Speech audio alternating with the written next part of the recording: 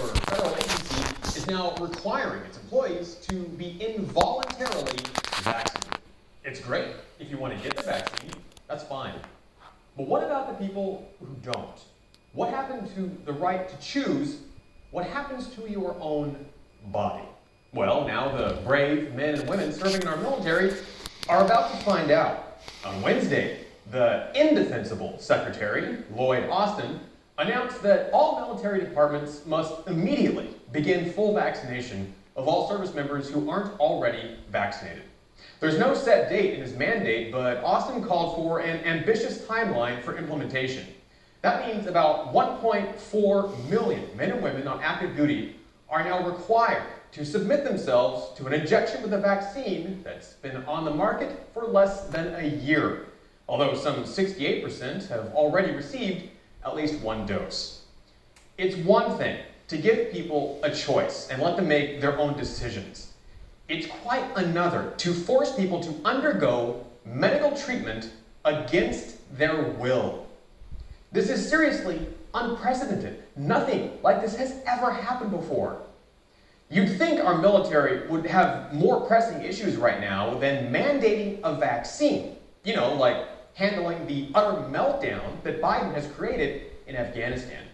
Speaking of, the radical Democrats might want to think twice before importing tens of thousands of Afghan refugees into America, because the people of Afghanistan know exactly what terrorism looks like.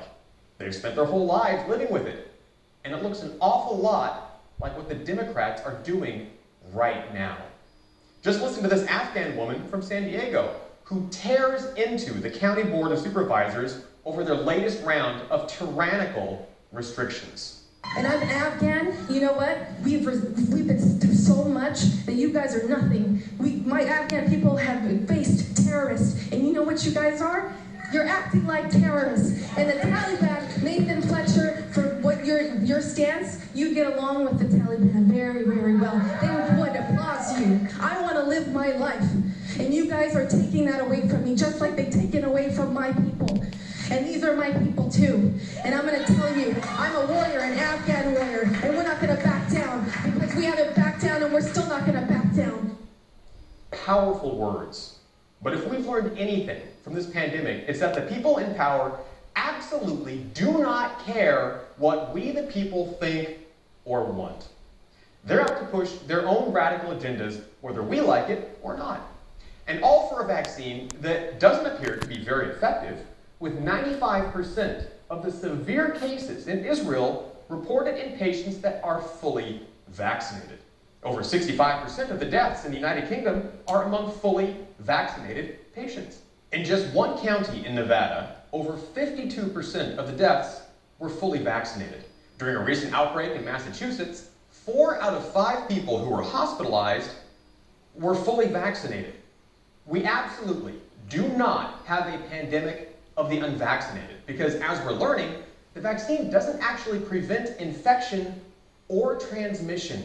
This is extremely complex science that has been oversimplified in the media to basically take away our freedom of choice. What I want to address today in this limited time is the fact that vaccine requirements and mandates are based on the faulty assumption that the vaccines in question prevent transmission of the pathogen, right? Does the vaccine for DTaP prevent transmission? No. Does the vaccine for flu prevent transmission? No. Do the vaccines for COVID prevent transmission? No. In fact, they were never designed to do that. All right, so you're asking, what about this 95% effectiveness? If you look at those clinical trials, they do not say that they prevent transmission. They expressly say that they're measuring whether they attenuate symptoms. So they're 95% effective based on their clinical trials at attenuating symptoms for the first variant, which is essentially gone in our population. Right now, the predominant variant is the Delta, and CDC Director Walensky basically said that these vaccines have no ability to prevent infection by and transmission of the Delta variant.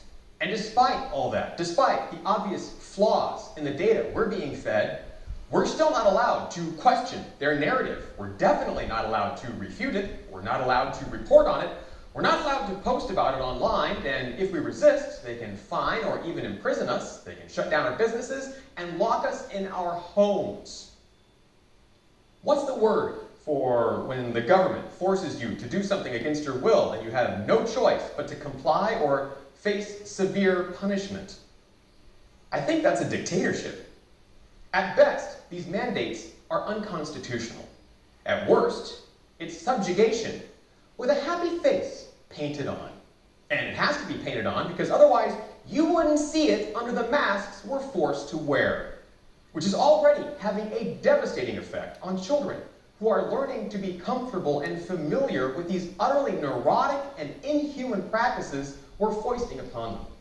Wearing masks is not normal. Sanitizing everything you touch is not normal.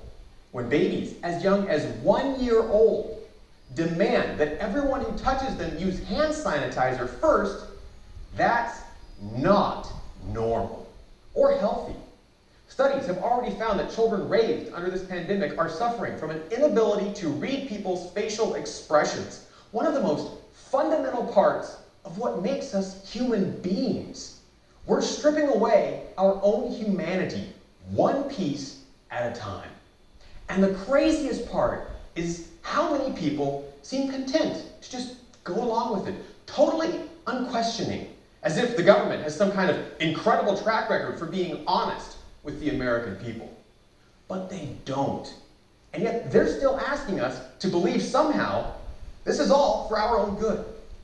We're losing the right to decide what happens to our own bodies. And incredibly, all the same people who've been obsessed with their right to choose what happens to their bodies all these years are totally fine with it. Perhaps the saddest part of this whole charade is that none of it is necessary. Countless doctors who've spoken with One America News and gone on the record have successfully treated tens of thousands of China virus patients and say that the key is early treatment, not a vaccine. With early use of medications like hydroxychloroquine or ivermectin, along with antibiotics like doxycycline or azithromycin, doctors say patients have a better than 99% chance of recovery.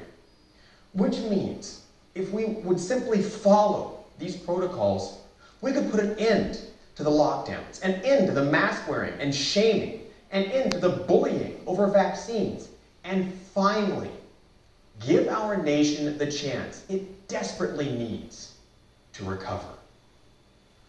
For One America News, I'm Kirsten Sharp.